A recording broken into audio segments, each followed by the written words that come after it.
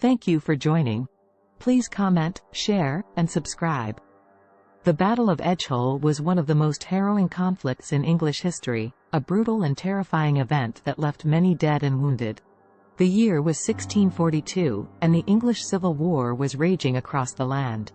King Charles I and his supporters were pitted against Parliament and their army, and the country was torn apart by violence and bloodshed. The Battle of Edgehill was one of the first major engagements of the war, and it would set the tone for the years to come. The armies faced each other across a wide open field, the autumn sun low in the sky casting long shadows over the battlefield. The air was still and cold, with a hint of frost in the air. The two sides glared at each other, each waiting for the other to make the first move. Suddenly, the silence was shattered by a thunderous roar. The Royalist cavalry charged forward, their horses galloping across the field with terrifying speed. The Parliamentarian foot soldiers braced themselves, their pikes at the ready, as the horses bore down on them. The impact was brutal. Horses and men fell to the ground in a tangled heap, the sound of steel on steel ringing through the air. The screams of the wounded and dying filled the air, a symphony of agony that seemed to go on forever. As the two sides clashed, the battle became a chaotic melee, with no clear lines of engagement. Men fought hand to hand, swords and pikes flashing in the dim light. The ground was slick with blood and mud, making it difficult to keep one's footing. The Royalists, with their superior cavalry, had the advantage at first. They charged through the Parliamentarian lines, cutting down men with their swords and trampling them underfoot. The Parliamentarians fought back with a ferocity born of desperation, their ranks thinning with every passing minute. But then, something strange began to happen. The Royalist cavalry, which had seemed unstoppable, began to slow down. Their horses became bogged down in the mud, making it difficult to maneuver. The Parliamentarians, seeing their chance, launched a counterattack. They surged forward, their pikes held high, and began to drive the Royalists back. The two sides clashed again and again, each struggling for the upper hand. The sound of steel on steel was deafening, drowning out all other noise.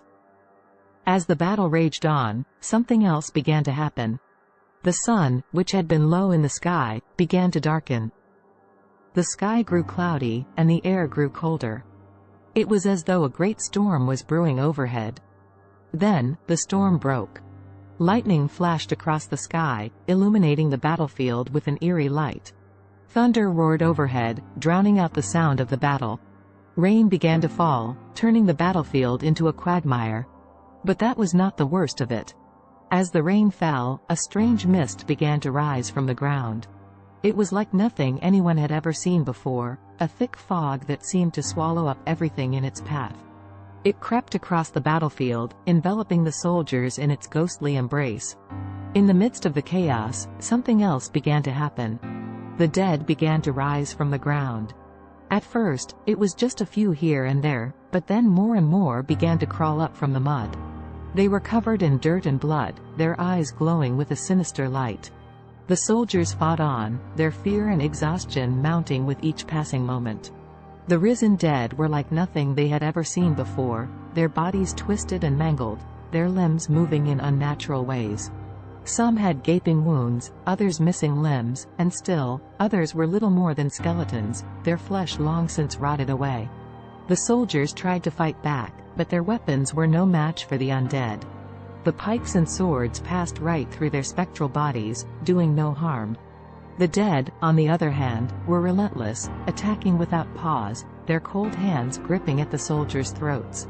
The battlefield became a nightmare, a place of death and horror. The living fought the dead, their screams of terror and pain lost in the howling wind. The rain fell harder, turning the mud into a slick, treacherous surface. The mist grew thicker, making it impossible to see more than a few feet in front of oneself. The soldiers fought on, their desperation growing with each passing moment. But there seemed to be no end to the risen dead. They just kept coming, a never-ending tide of horror. The living were outnumbered and outmatched, and it seemed that there was no hope for them. And then, just as suddenly as it had begun, it was over. The mist began to dissipate, and the rain stopped falling. The risen dead vanished, leaving behind nothing but empty suits of armor and tattered cloth.